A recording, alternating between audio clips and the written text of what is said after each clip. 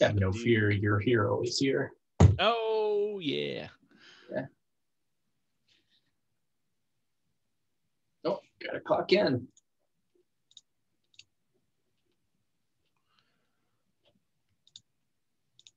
What's on the agenda for today? Stuff. Limits at infinity. Infinity. Is this a section where it's like it can't be determined yet? Well, now we can say it's infinity instead of does not exist. Instead of it does not exist. Gotcha. You know? Yes. Yeah. Oh. Get out of there. There's a bomb. Bob. Yishamash. Yes. Very nice. There we go.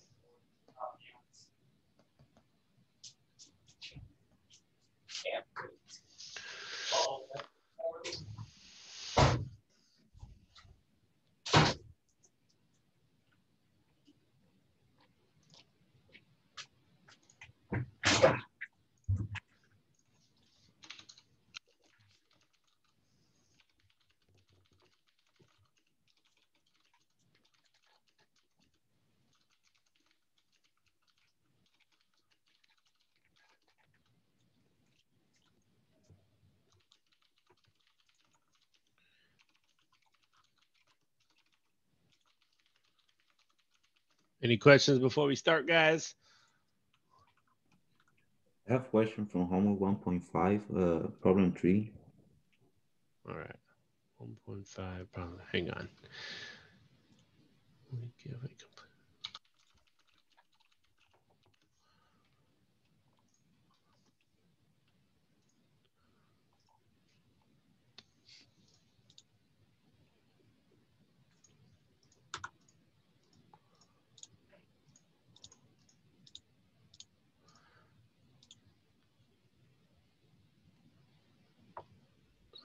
One point five. Boy. Yeah. How big is it? I. Okay.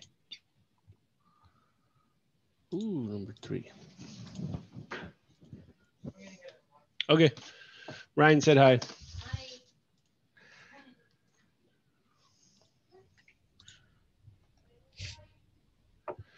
Okay, count 1, number 1.5, number 3. Let's see. Boom, boom, boom, boom, boom.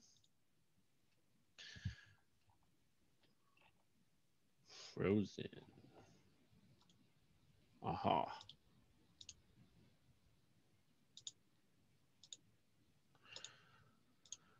All right, so number 3 on 1.5 says G of 7 equals 5.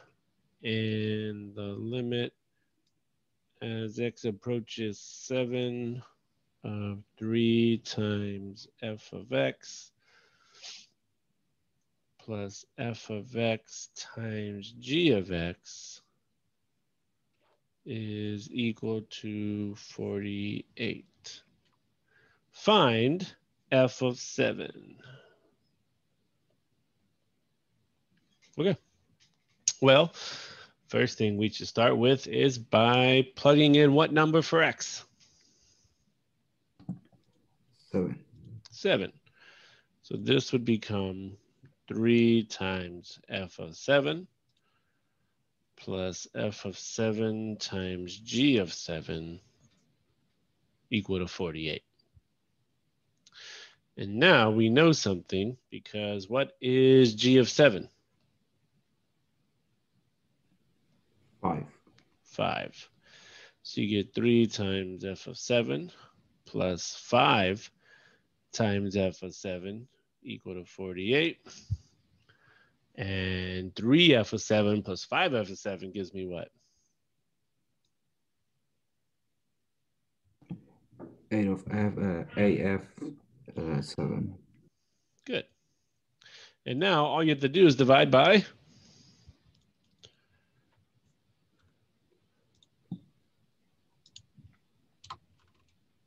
what number? Divide by 8. And f of 7 would be, I should put those arrows.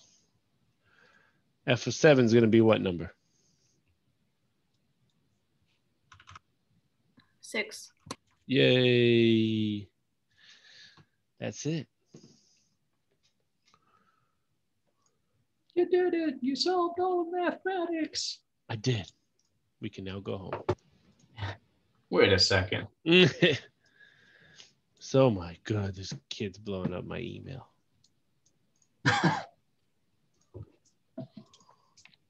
He's like, I keep seeing zeros. I keep seeing zeros. No, there's no zeros. Hunter, 6 emails. All right. He's not blowing me up Can you just block him? yeah. Hey, I can't email anymore. Yeah, I dropped you.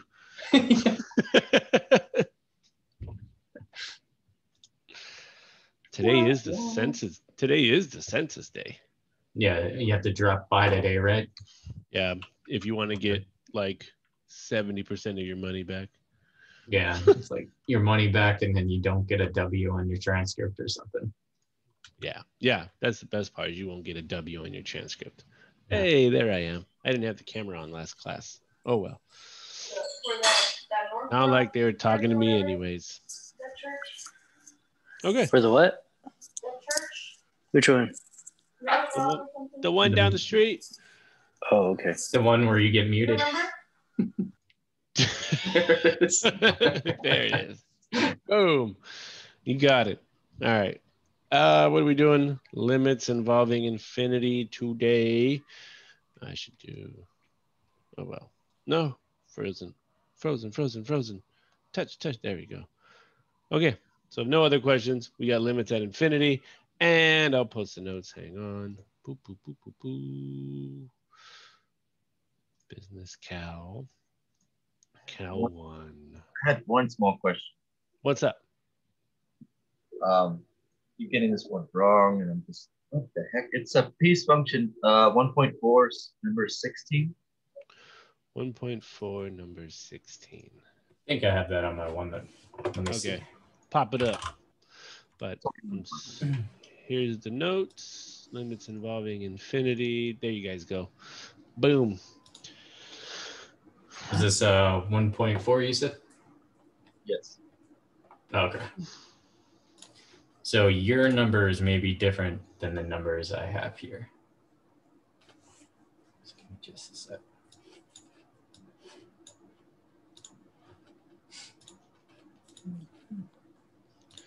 Click. Oh. There we go. All right, so you're given this piecewise function that you have to evaluate, right? So starting for part 1, it's asking you to evaluate the limit of the given function g of x as x approaches 1 from the left. So if I'm approaching 1 from the left, that means I'm approaching by values that are smaller than 1. So referring to the piecewise, which function refers to values of x that are smaller than 1?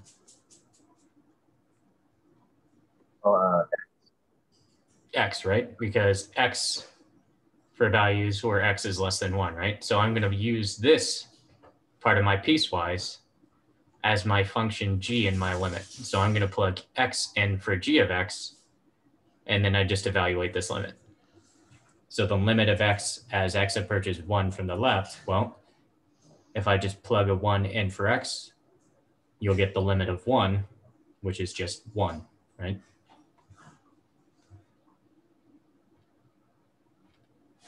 Next is that I'm asked to evaluate the limit of g of x as x is approaching 1 from the right. So if I'm approaching 1 from the right, that means I'm approaching values that are approaching 1 from values that are larger than 1. So referring to my piecewise, which function would I use for values of x that are bigger than 1? 6. Careful. Wait. 6 is for when x is 1. Our limit is approaching 1, but from larger values. So that means x has to be greater than 1. Yeah. So I'm going to use this third function. So I'm going to plug 2 minus x squared in for g of x, and then evaluate the limit of 2 minus x squared as x approaches 1 from the right. And then if I plug 1 in for x, I'll get 2 minus 1 squared, which is 2 minus 1. So that limit is 1. I just got the question right. Dang it. It's always so simple. Do you need to keep going for the rest, or do you think you got it? The rest right. Yeah, the rest right. Just the first one. Cool. And just like as a side note, this is actually what we use. These steps are the exact steps you used for defining continuity on a function. So the whole point of continuity is that the point exists, the limit exists, and then finally that limit is equal to that point. So this is essentially having you go through the steps of determining whether this function is continuous at 1 and 2. Thanks, man. Yeah. I am not good at piece function. I am getting there. And it's new to everybody here, I assume, so it should be a little tricky at first. Right, thank you. No problem. Right. I'm sorry, I have a question too. Get them out. We have all the time in the world. Don't worry. I know. Can you go over number 13 on 1.4? I followed all the steps. It was pretty much the same as one of the examples, so I can only assume that I did math wrong, which is highly plausible. I just need help. I can't figure it out. Got it, Ryan? Yeah, let me go get my laptop. Oh my gosh. What? Yeah, I was thinking about turning on this new camera that I got, but never mind. I'll forever be a mystery. Actually, I did get it for an exam I had this morning, which sucked. Ugh. Ew.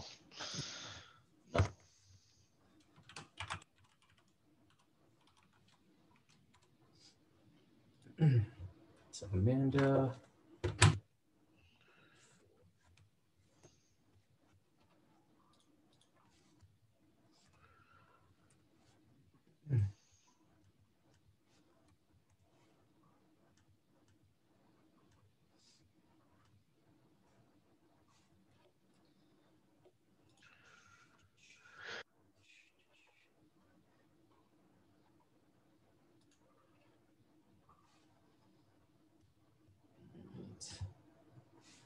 You said it was number 13?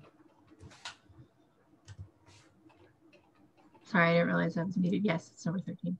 13, okay. Woohoo.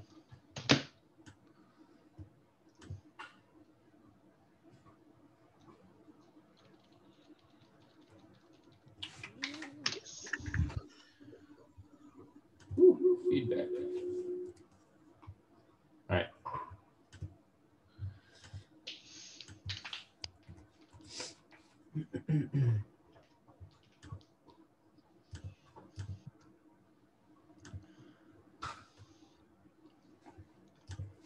So you're given problem. Okay. So what did you start off doing when you approached this problem? So the first thing I did was I input -12, and then I got that it was indeterminate. So then I went to fix it, and I multiplied it by the conjugate. Good. Yeah, so I'm going to keep emphasizing this every time we do a limit, but every time we evaluate a limit, your first step is to always plug in the value of x that we are approaching. Right, that's what I did, and that's where I got it was indeterminate. Right. Okay. Right. And the reason is because this is going to be a 0 over 0 limit, right? Mm-hmm. 0 over 0 limits tell me that there's a common factor in the numerator and in the denominator that is causing this limit to be 0 over 0. I can clearly see that factor in my denominator, right? There it is. So somewhere in my numerator, there's an x plus 12. So that means I need to manipulate this numerator in some way to get rid of that radical. And like you said, best way to do that is by the conjugate. So I'm going to multiply. So go ahead. Sorry, I got all of that. I got all the way to the point where I have x minus 12 over the square root of x plus 25 plus 13. It's when I put in the limit that it's not coming out clean, I think is what the issue is, and I'm not 100% sure if it's the issue. So I'll let you finish up, sorry. Okay, no worries. So whenever you multiply by the conjugate, all you do is just change the operation between the two terms. And looking at this numerator, right? This, I'm multiplying together a difference, essentially a difference of squares. So what that's going to turn out to be is the first term squared minus the second term squared every time. So the first term squared is just going to be x squared plus 25 minus, and then 13 squared. And 13 squared is 169. 169 over, and then I'm going to leave my denominator factor. The reason is because I know the factor that is causing the 0 over 0 is x plus 12. So if I distribute that x plus 12, guess what I'm going to end up having to do at the end? I'm going to end up having to factor it out, right? Which is why I don't want to distribute that denominator.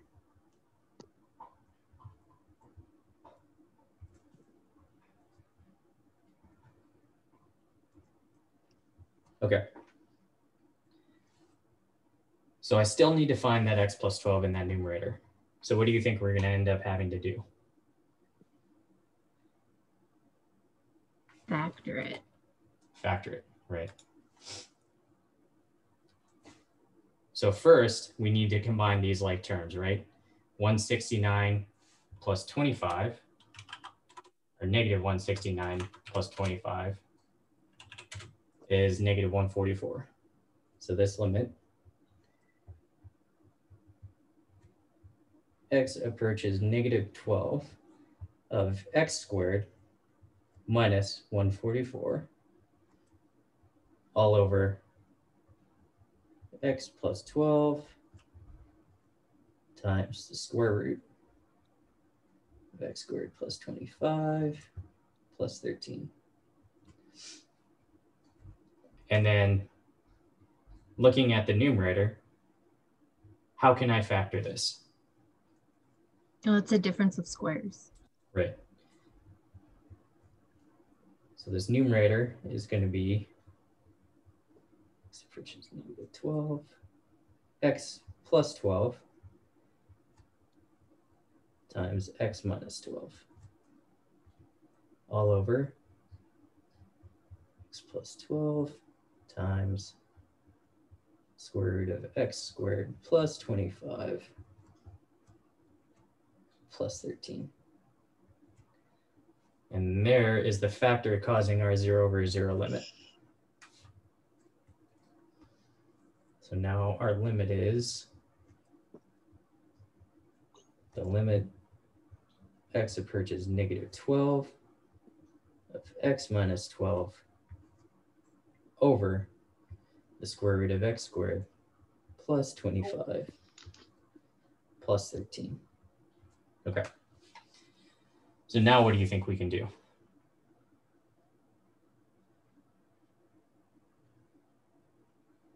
So we found the factor causing the 0 over the 0 limit, and now we've reduced it. So now we get to just plug it back in. We get to plug negative 12 in for x. So if I plug negative 12 in for x, we'll have negative 12 minus 12 over the square root of negative 12 squared plus 25 plus 13.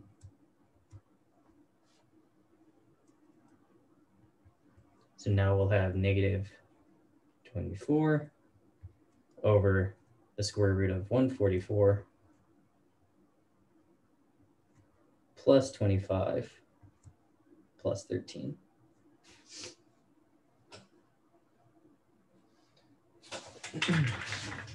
Now, just plug that into our calculator and see what we get. So negative 24 over square root of Finance tax. 169 plus 13. So negative 12 over 13.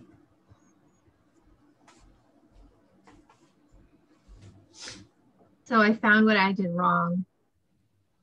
I forgot to put that the x was squared in the square root on the bottom. And I got negative 12 over 13 while you were doing that. Oh, man. Nice. Yeah, I know, but at least I was able to see it. Yay. Thanks for your help, Ryan. I really appreciate it. Yeah, no problem. At least someone appreciates me around here.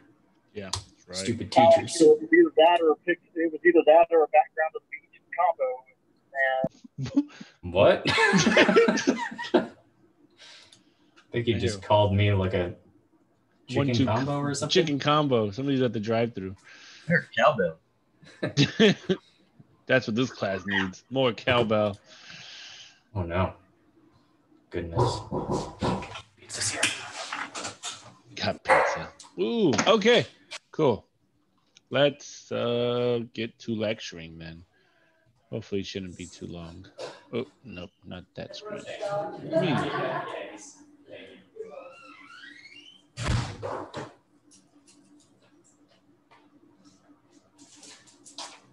Oh, I'm gonna have pizza twice this week. Woo! Oh, great.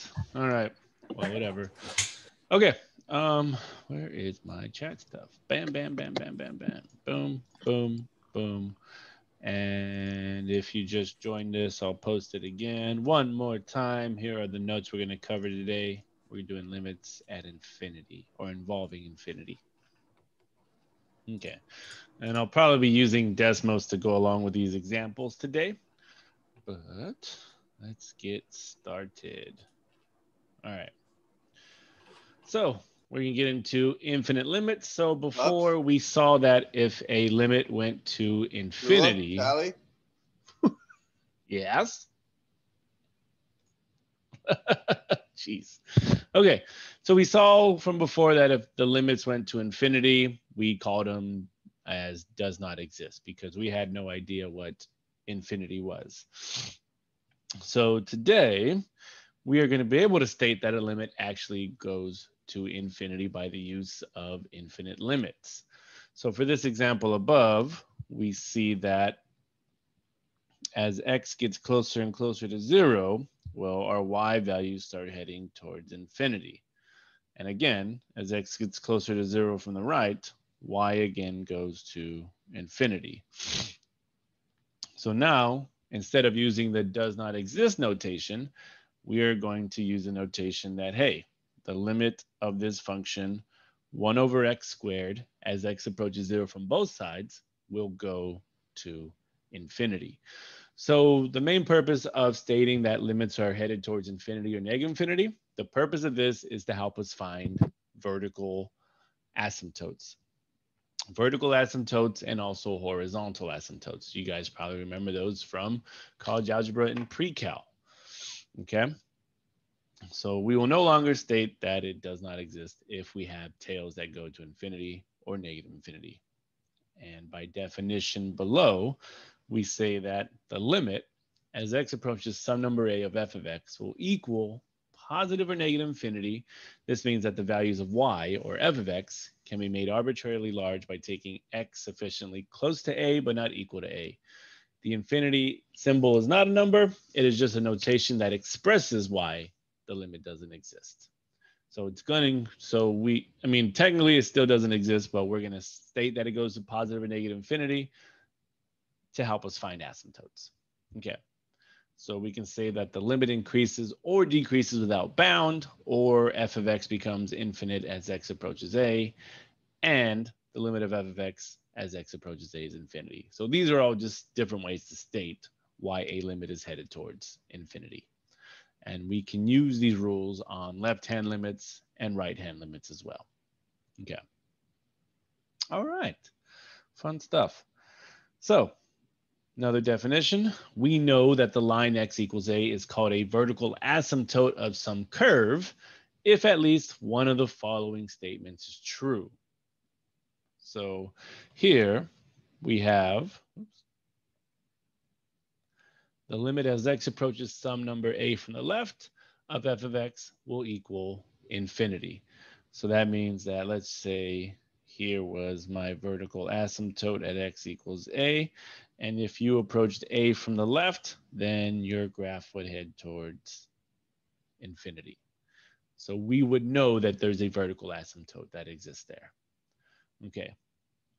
And then we could also say from the above that if x approaches a from the right and your tail heads towards infinity, then this also shows us that, hey, at this value of a, there must exist some type of vertical asymptote. And this, of course, would mean if the left hand went to infinity and the right hand went to infinity, this means the limit from both sides must also go to infinity. And everything else could be said the same for negative infinity. So if you approached a from the left, you could have a tail go down to negative infinity. And if you approach from the right, you could also have a tail go down to negative infinity. So another thing we could look at as well is, let me redraw this lovely graph. Another way to tell if we have some type of vertical asymptote, once again, just for example, if I said, here's my vertical asymptote at x equals a, let's say we did a limit as x approaches a from the left, and one tail went to infinity, and one tail went down to negative infinity. So by the values we see, one goes to infinity, one goes to negative infinity, this can also tell us, well, the limits can also tell us that there must exist a vertical asymptote depending on the behavior of those tails. So again, our limits at infinity are going to tell us where we have asymptotes. Okay, so that's what today's about. Finding asymptotes by using limits. Any questions on that?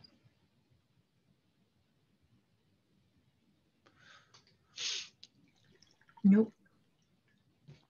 All right. Let's get started. Okay. So number one, this says find the limit as x approaches 3 from the left of 2x over x minus 3, and the limit as x approaches 3 from the right of 2x over x minus 3. One of the best ways for handling these types of limits is to think of the graph. So I have the graph here for you, but if the graph wasn't there, you guys are in calculus now, so you should be able to visualize all these different types of graphs. You guys know how to graph by now.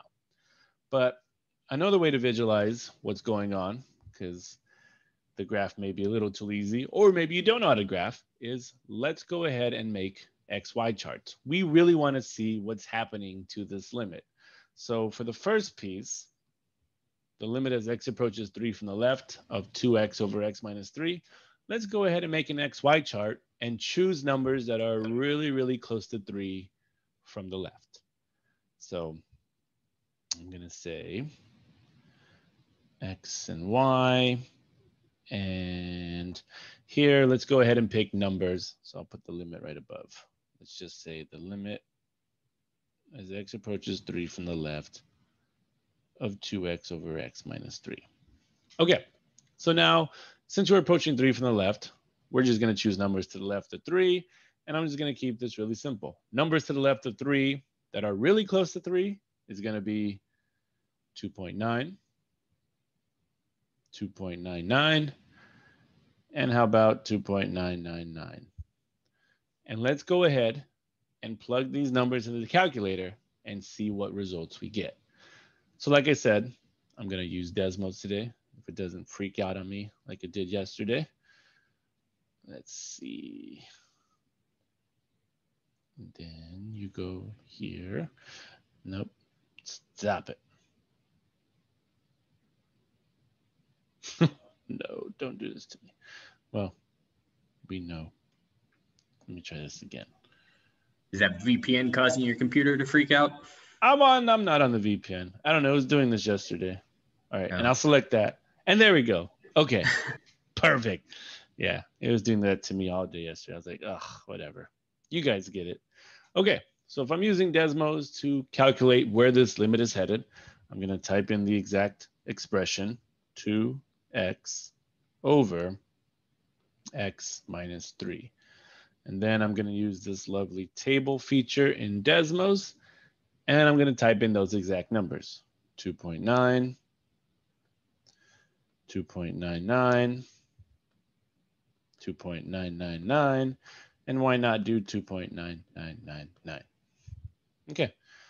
And now with these numbers, you see that I get at 2.9, negative 58, negative 598, negative 5,998.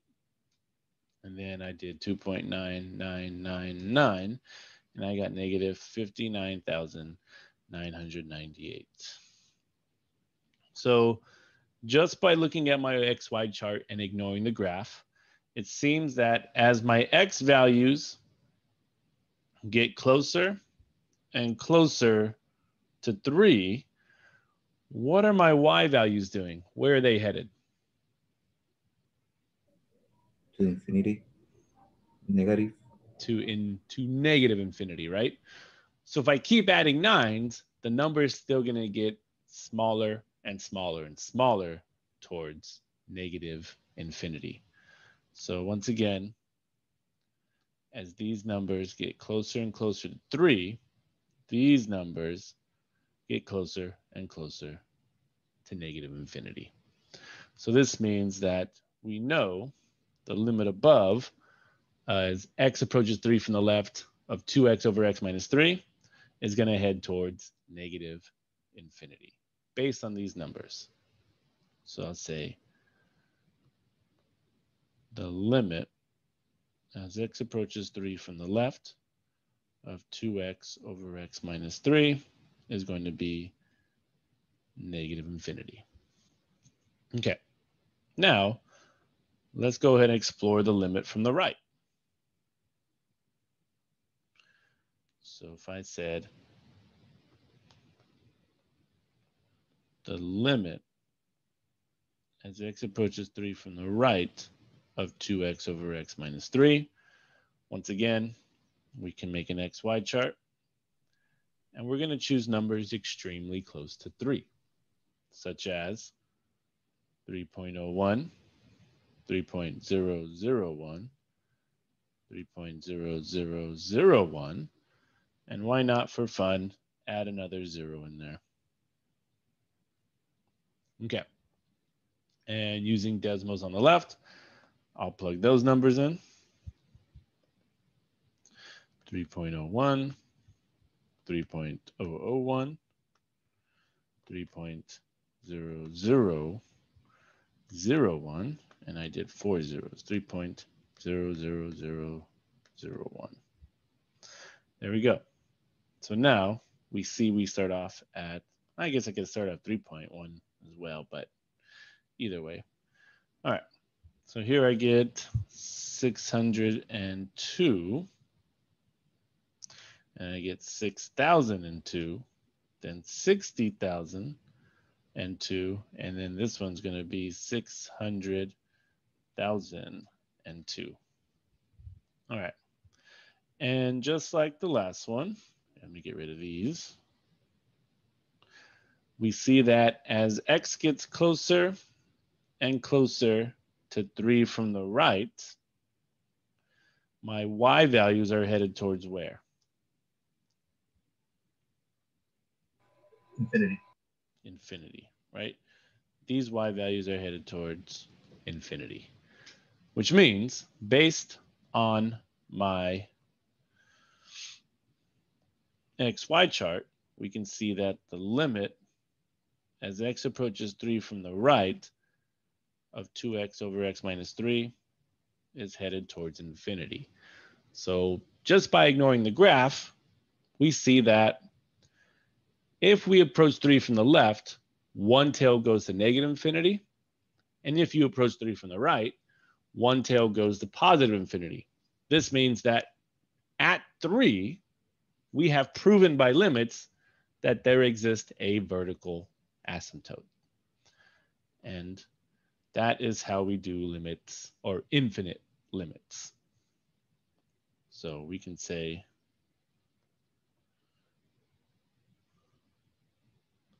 or what is it? Yeah. A vertical asymptote exists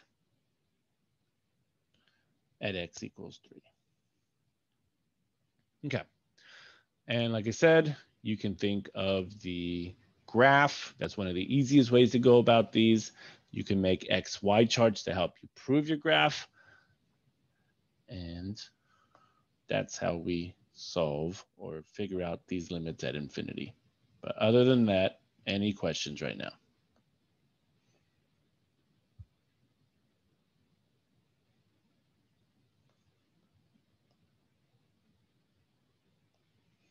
And again, the point of the exercise is to use limits to help us locate where vertical asymptotes exist.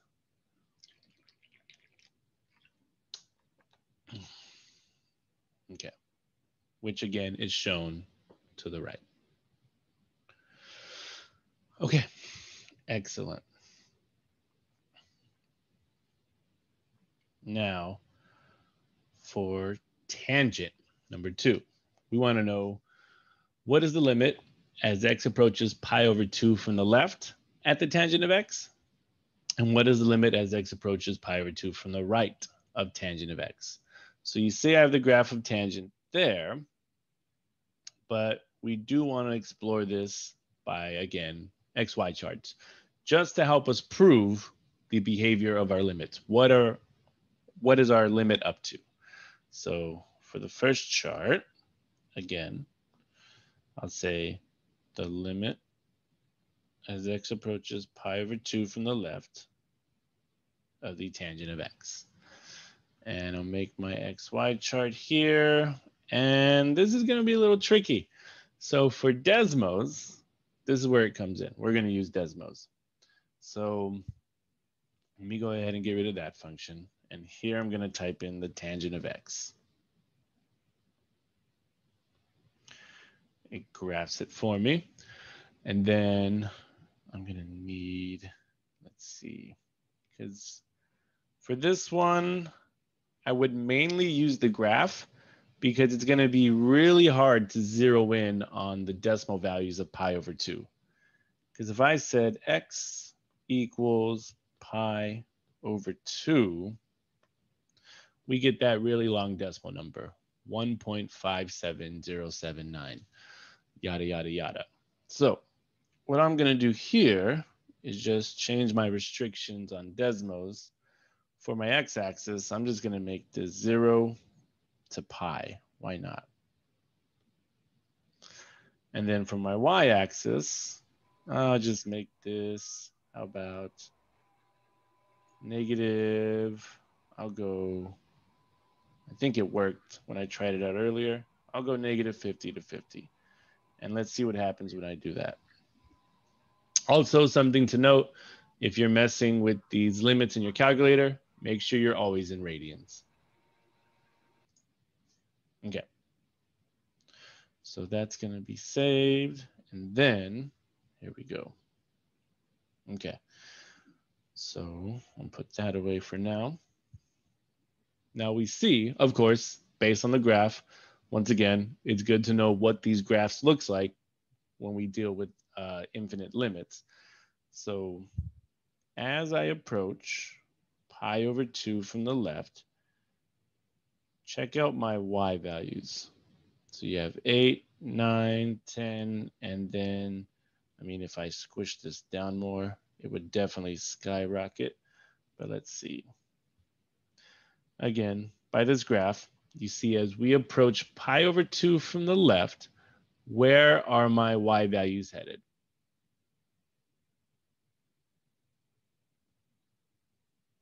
To infinity. To infinity. Good.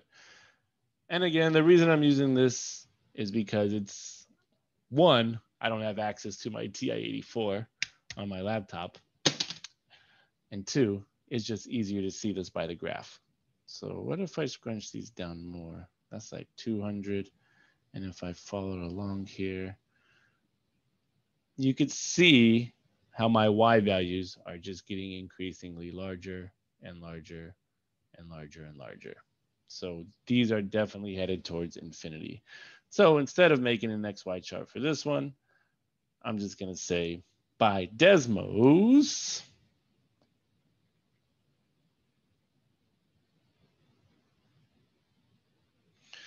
the limit as x approaches pi over 2 from the left of the tangent of x is equal to infinity. And now you guys can see where the other limit's going, because now if I go back to Desmos and I start approaching pi over 2 from the right side, we see that my y values are going to head towards where? Negative infinity. Negative infinity. Hey, so using this graphing technology is perfect. So we can say the limit as x approaches pi over 2 from the right of the tangent of x is headed towards negative infinity. And then by the use of limits again, we see that the left limit goes to infinity, the right limit goes to negative infinity. So does that prove that a vertical asymptote actually exists at pi over 2?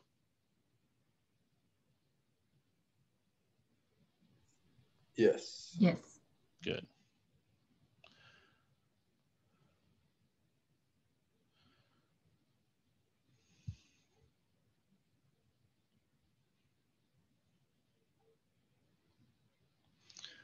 Okay, excellent.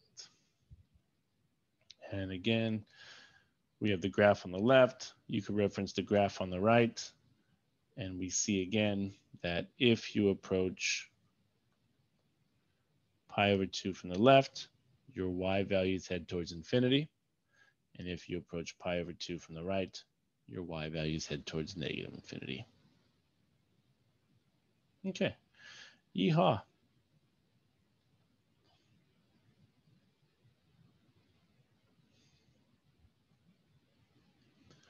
So those are ways to handle infinite limits.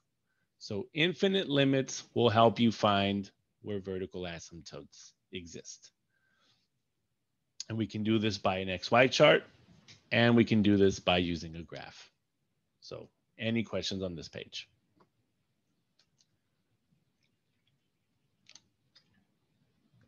All right, everybody good?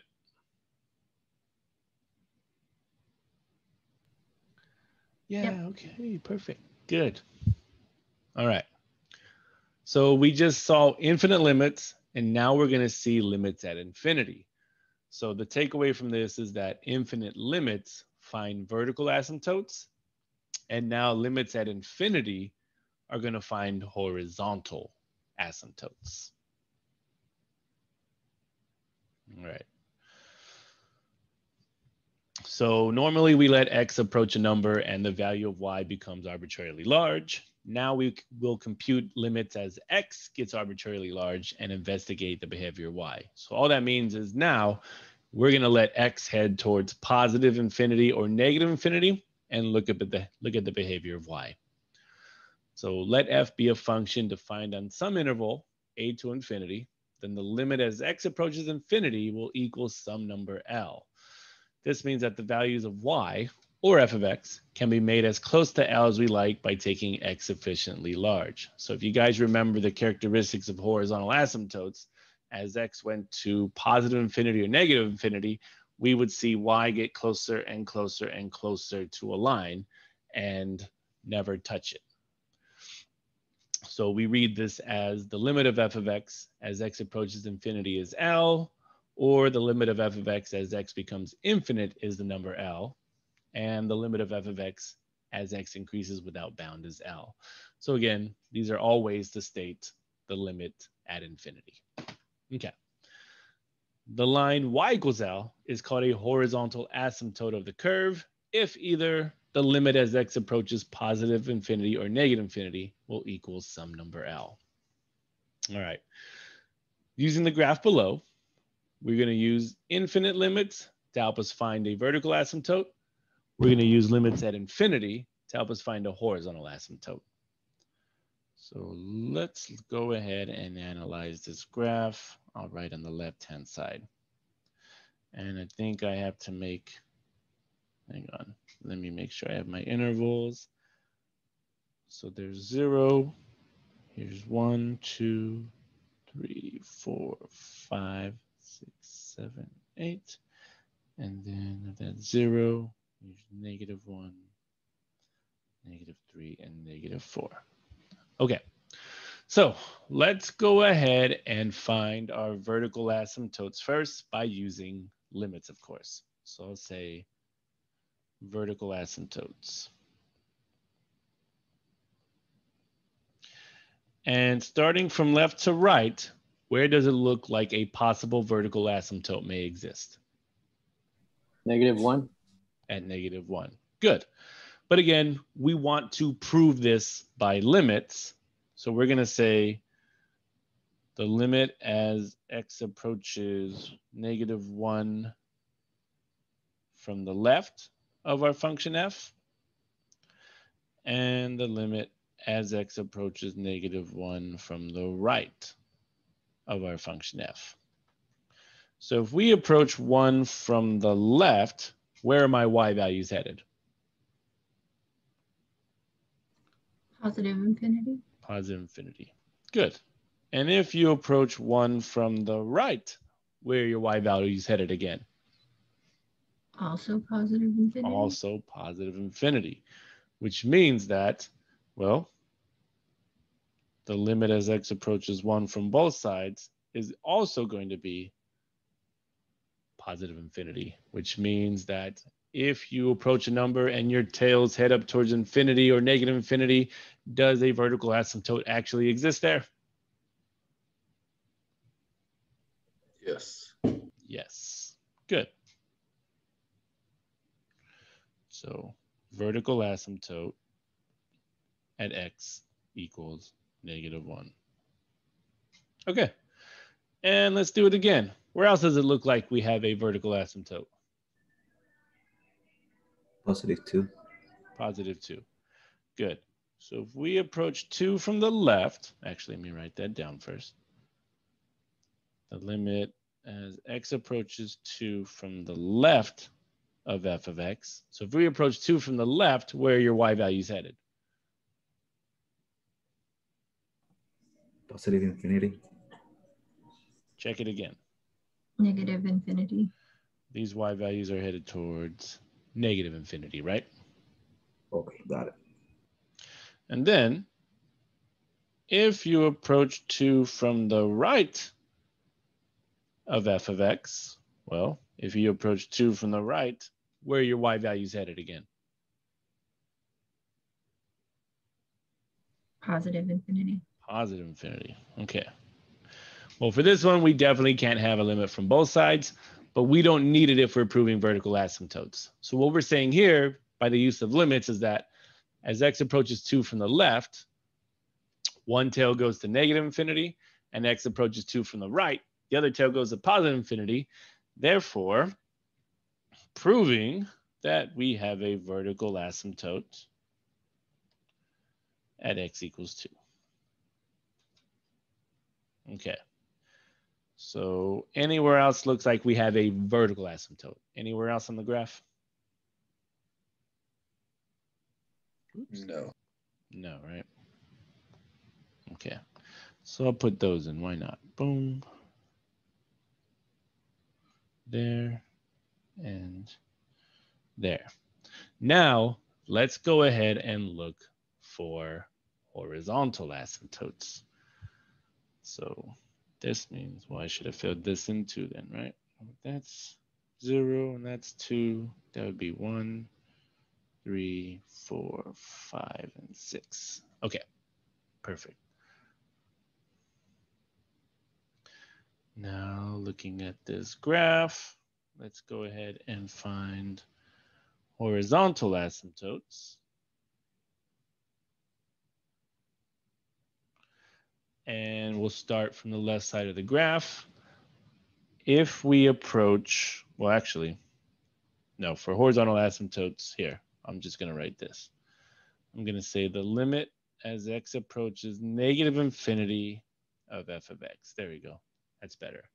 So if we approach negative infinity, what numbers do you see y getting really close to?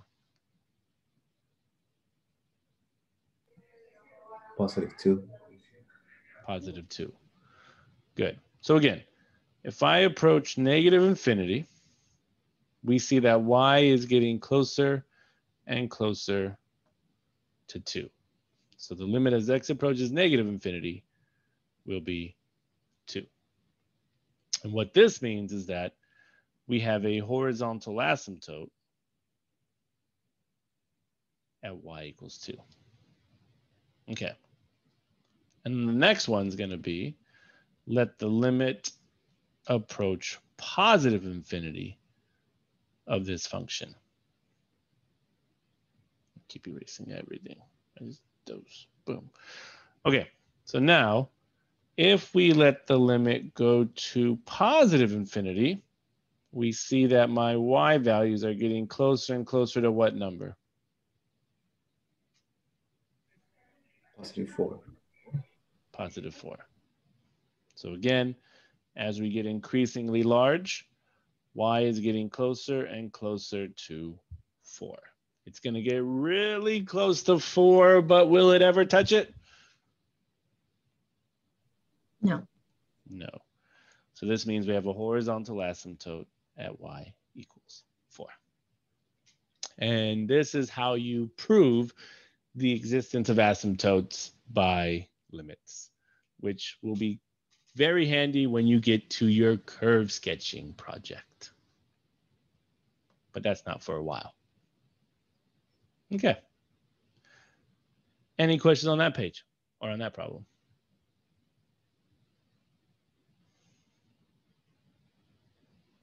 Nope. All right, not bad.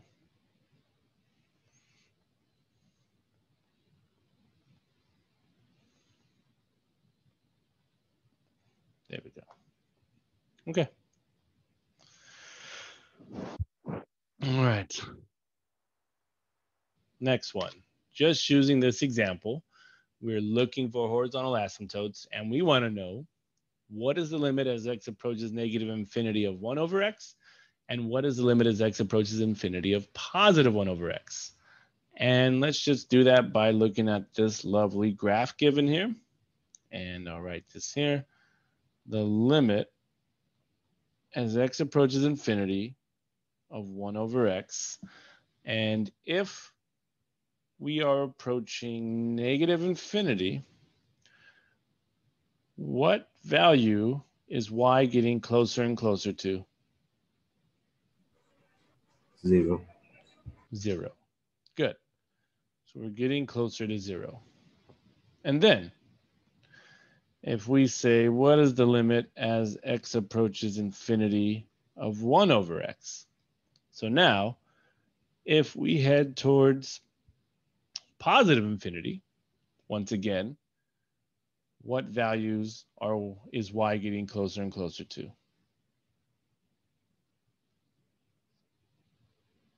Also 0. Also 0. So this means that if the limit as x approaches negative infinity is 0, and the limit as x approaches positive infinity is 0, this means that we have a horizontal asymptote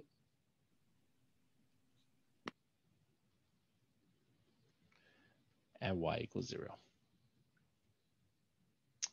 Now, this graph is important or more important, or the function is actually more important. So if you're ever given 1 over x to any power, the limit as x approaches positive or negative infinity is always going to be 0. So that's going to bring us to the next page. this becomes a limit law. So we have our limit, our trig limits, and now we have another limit law where if n is a positive integer, then the limit as x approaches infinity of 1 over x to any power of n will be 0, and the limit as x approaches negative infinity of 1 over x to the n will also be 0. So that just comes from an example of that graph above. If that was 1 over x squared, 1 over x cubed, 1 over x to the 100th, the limit will always be 0 as long as you're approaching positive or negative infinity. Okay. Which means let's go ahead and practice limits as x approaches infinity. So for number 5, we are given the limit as x approaches infinity of 3x squared minus x minus 2 over 5x squared plus 4x plus 1. All right. So there's going to be 2 ways to help you simplify limits at infinity. And one of these ways is called the power trick. The power trick is to divide every term in the numerator and denominator by the highest power of x that occurs in the denominator. So if we're looking at this limit, what is the largest power of x in the denominator? 2. 2, right? It's going to be x squared. So to simplify this limit, what we're going to do is use the power trick. We are going to divide every single term in this fraction by x squared. So I'm going to say 3x squared over x squared minus x over x squared minus 2 over x squared over 5x squared over x squared plus 4x over x squared plus 1 over x squared. Okay. And then we are going to simplify. And the reason we're doing this is because the limit's headed towards infinity. So we want to know what is the behavior of the y values of this function. What is happening as this function is going to infinity? So the only way to do that is to divide everything by that highest power of the denominator, which means to simplify this, we get the limit as x approaches infinity, and this is going to give me 3 minus 1 over x minus 2 over x squared over 5 plus 4 over x plus 1 over x squared. And now, using the limit law above, we're saying as x approaches infinity, where do you think 1 over x, 2 over x squared, 4 over x, and 1 over x squared, where do you think these limits are going towards?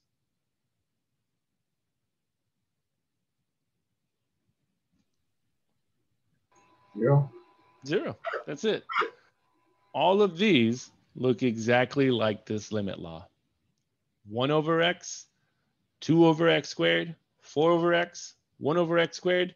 If you're taking the limit towards infinity, and even if you were taking the limit towards negative infinity, all these limits would head towards 0. And all I would be left with is the limit as x approaches infinity of 3 over 5, which gives me 3/5. So what we're saying is that as x gets increasingly large, y starts to get closer and closer and closer to what number?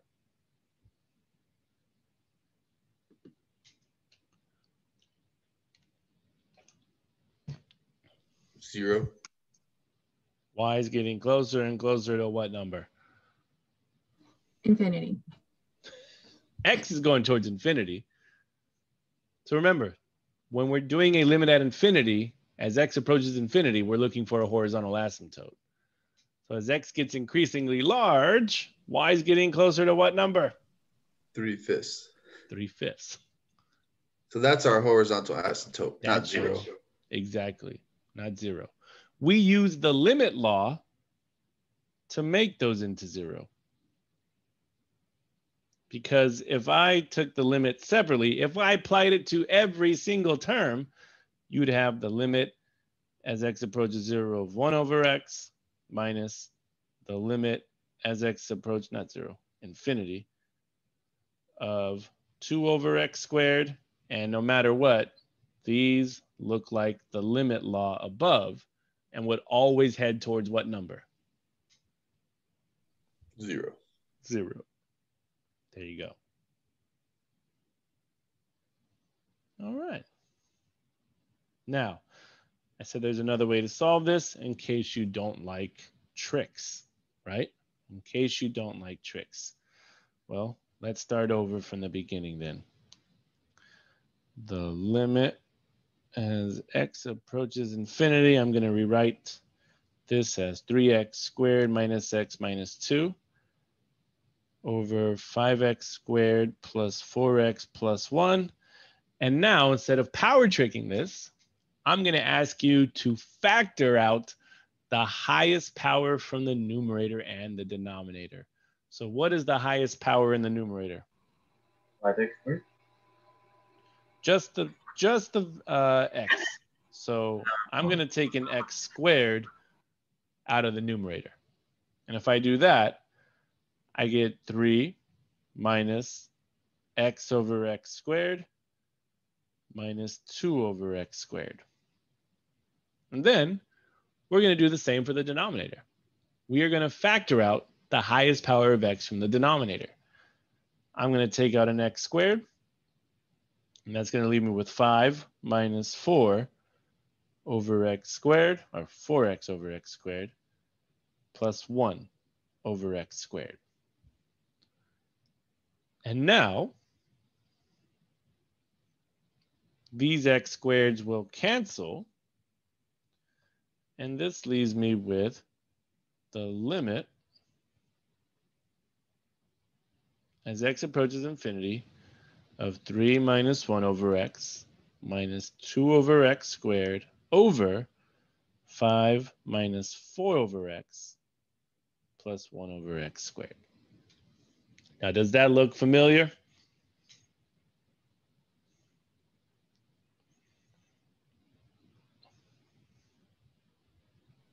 Yes. Right? This is exactly the same as that, which means no matter how you want to solve this, you're still going to get the answer of 3 over 5. 3 over 5. All right. Any questions on that?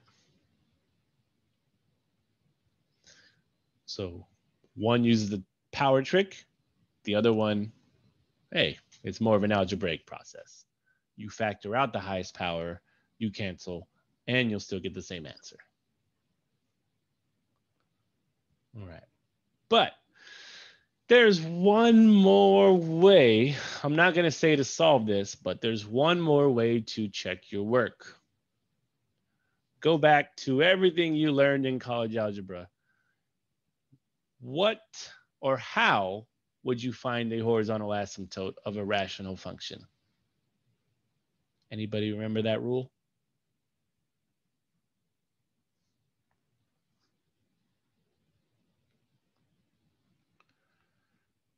So if you're ever given a rational function, and if you want to find the horizontal asymptote of it, well, one of the rules said if the degree of the numerator is equal to the degree of the denominator, are those equal? Yes. Then your horizontal asymptote will be Equal. no. So if the degree of the numerator is equal to the degree of the denominator, then your horizontal asymptote is just the leading coefficients over one another.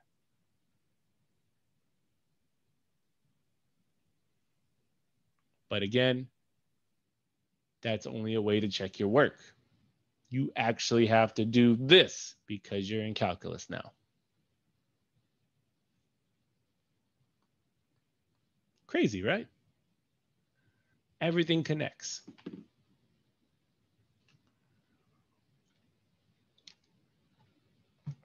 Okay. So let's keep using this limit law. So what we're up with next is evaluate the limit as x approaches infinity of the sine of 1 over x. And remember, we learned a composition law last time. This says that if the limit as x approaches a of the composition of f of g of x, then you can take that limit and apply it inside the composition. So that's what we're going to do here. So this says the limit as x approaches infinity of the sine of 1 over x. Well, by the law above, we can make this the sine of the limit as x approaches infinity of 1 over x. And now, by our new limit law at the top of your paper, what is the limit as x approaches infinity of 1 over x going to become? 0. 0. You'll get the sine of 0, which is also 0. 0. That's it. Yeehaw. That wasn't bad at all, right?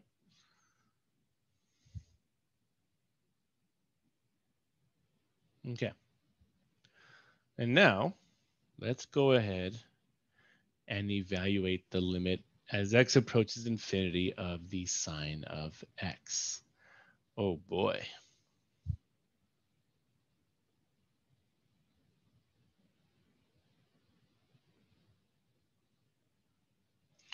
So remember that this is a limit headed towards infinity. So what you have to remind yourself is that if you have a limit headed towards infinity, what type of asymptotes are we looking for? Horizontal. Horizontal. And if you remember the sine function, does the sine function have any asymptotes? No. No, right? The sine function looks like this.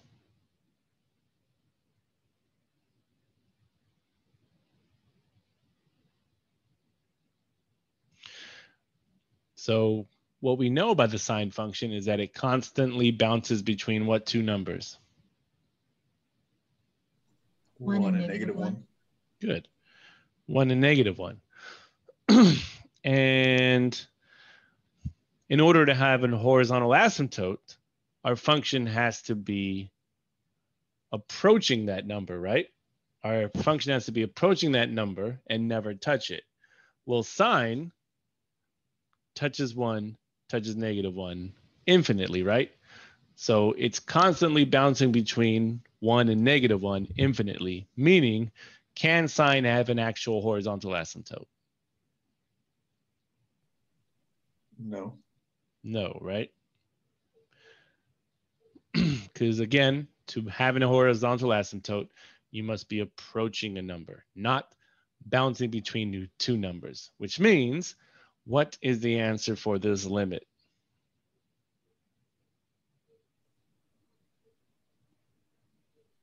Does not exist. Does not exist. Because we don't have a horizontal asymptote. That's it. All right. So this one does not exist. Okay.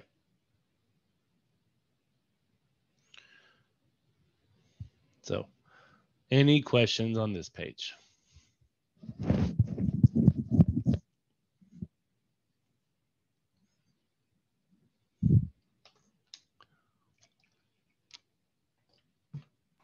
like how the books make it so complicated.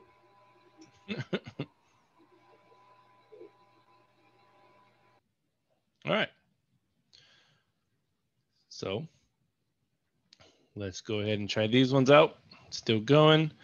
Number 8, find the limit as x approaches infinity of x cubed and as x approaches negative infinity of x cubed. All right. So for this one, well, let's just think of the graph of x cubed. X cubed looks something like this, right? So this is x cubed. So what we can say here is that the limit as x approaches infinity of x cubed, well, if x is approaching infinity, where are my y values headed?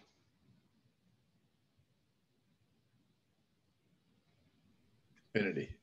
Infinity. Good. And then here we can say the limit as x approaches negative infinity of x cubed. Where are my y values headed if we're going towards negative infinity? Negative infinity. Negative infinity. That's it. So again, one of the easiest ways to handle infinite limits or limits at infinity, just think of the graph. That's it. Okay. And now, next one. Find the limit as x approaches infinity of x squared minus x. All right. So for this one, again, let's just think of the graph. And x squared minus x. What's another way to rewrite that? Could you factor something out? The x. If we took an x out, you'd have x times x minus 1, right? So if you were to graph this, where would you have x-intercepts at?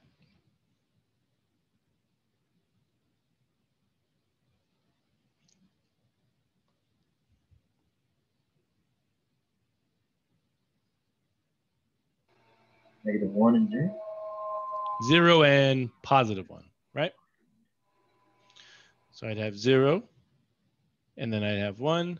And since it's x squared, it would look something like this. Which means by the graph, if we're headed towards infinity on the x-axis, where are my y values headed?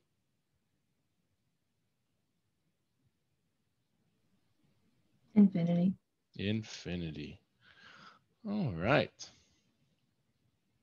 I mean, we could even solve this by plugging in infinity. I could say the limit as x approaches infinity of infinity times infinity minus 1. And what do you think infinity minus 1 is? Infinity. Infinity. You'd get infinity times infinity, which is still infinity. All right. But let's walk you down the what you don't do. So we know that we say to plug a number in at the very beginning. So let's say we decided to plug in infinity. You'd get infinity squared minus infinity. Well, again, infinity squared is just infinity, which would give me infinity minus infinity, which we would assume to be what number? 0. 0. Do not make that mistake. So if you ever come across infinity minus infinity, that is another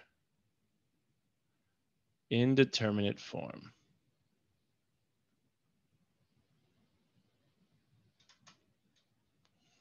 Because 0 is not the same as our answer of infinity, which can be proven by just looking at that graph again.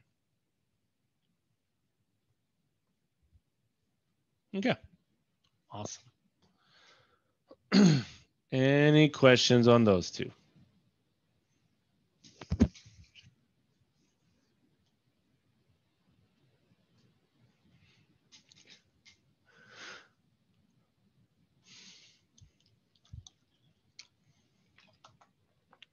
All right, rough crowd today. All right. Hey, look at that one. Last one. So, number 10. The limit as x approaches infinity of the square root of x squared plus 2 over 4x plus 2. Okay. So this one is going to be like the first example we worked. We are going to have to power trick this. So in order to power trick this, what is the highest power in the denominator? X to the power 1. X to the power of 1. Good. So this means we are going to divide everything by x. That's ugly. Which means you'll get the square root of x squared plus 2 over x over 4x over x plus 2 over x. Okay. Now, here's the tricky part.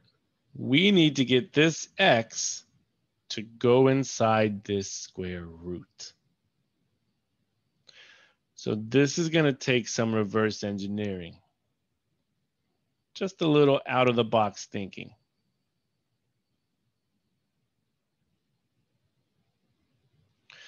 So, anybody have any ideas on how I can get x back into a square root?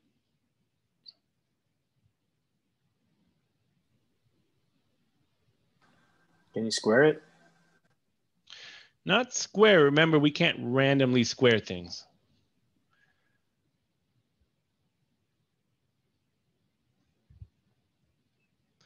I'm guessing what I'm saying is, what's another way I could rewrite that? Can't conjugate it. You can't. No conjugates. Wait, is it possible to multiply the denominator? No, don't want to do that either. Keep throwing out ideas, though.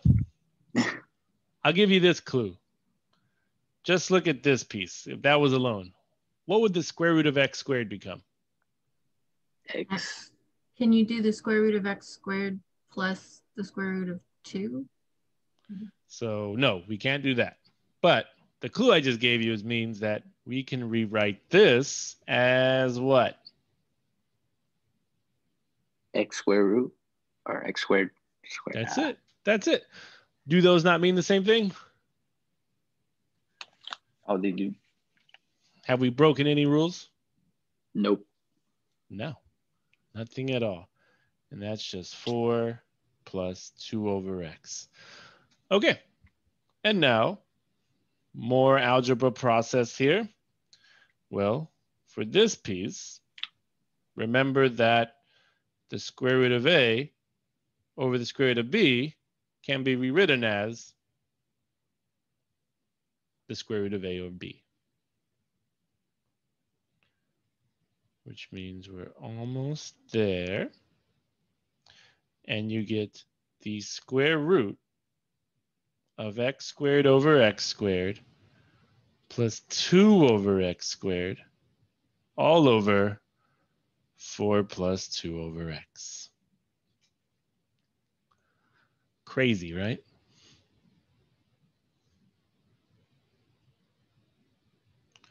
And now we reduce it and you get the limit as x approaches infinity of the square root of 1 plus 2 over x squared over 4 plus 2 over x.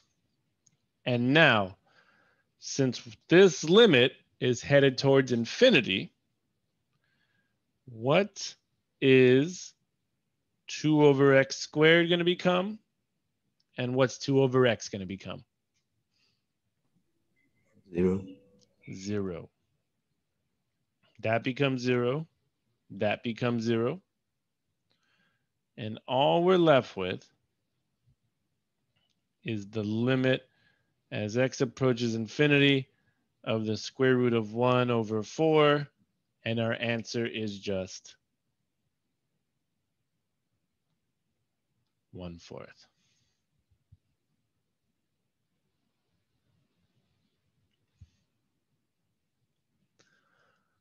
Okay, but like I said, there's multiple ways to work these.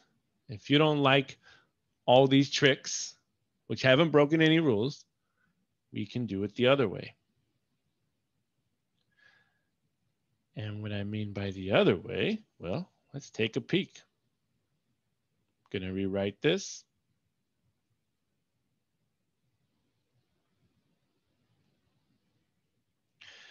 And look at the numerator. What is the highest power in the numerator? X squared. X squared. So just like I did in the last example, we're going to factor an x squared out. And that's going to leave me with 1 plus 2 over x squared. Over 4x plus 2. So we'll leave the denominator alone for now. And now, look at the square root of x squared times 1 plus 2 over x squared. I can rewrite that by radical properties as the square root of x squared times the square root of 1 plus 2 over x squared over 4 plus x plus 2. And now, what is the square root of x squared? X. X. Oh, this is great. So you'll get the limit as x approaches infinity of x. Actually, we're kind of being incorrect here, but I'll get there in a second. You'll get x times the square root of 1 plus 2 over x squared over 4x plus 2. And now we will power trick, because what is the highest power in your denominator? The X. X. Oh, yeah. Yep. So if you take an x out, you get x times the square root of 1 plus 2 over x squared over x times 4 plus 2 over x. Your x's will cancel. And we are right back on this step right there. So no matter what, your answer is going to be 1/4. So however you want to handle it.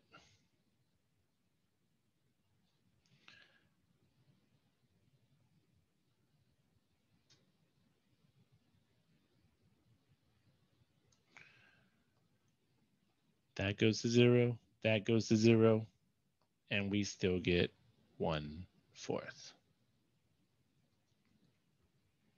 Okay. So to help you out with your homework, so when I said I'd get back to it, there's just a small little issue here.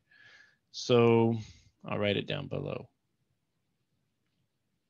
If you're ever given the square root of x squared, the answer isn't just x. The square root of x squared is always the absolute value of x. And what we've learned about the absolute value function is that it's a piecewise function, which means this becomes positive x for all x greater than 0 and negative x for all x less than 0. Oops, just less than.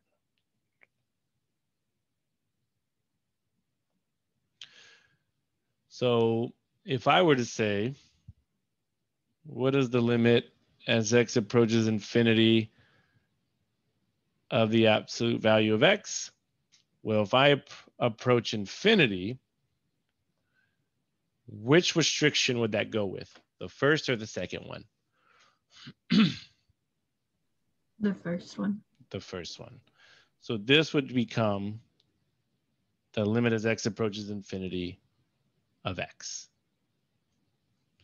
And then if I said, what is the limit as x approaches negative infinity of the absolute value of x? Which restriction would that go with? The second. The second. So you'd get negative x. So let's just say, for instance, that problem we just finished, let's say that we were approaching negative infinity. Then my final answer would actually become negative 1/4. So honestly, I would say if you are solving a problem just like the one we did, I would choose the second method and refer to this piecewise example. But if you are solving by the first method, if you're approaching negative infinity, just make sure that your final answer is negative. That's it. So just be careful with that one.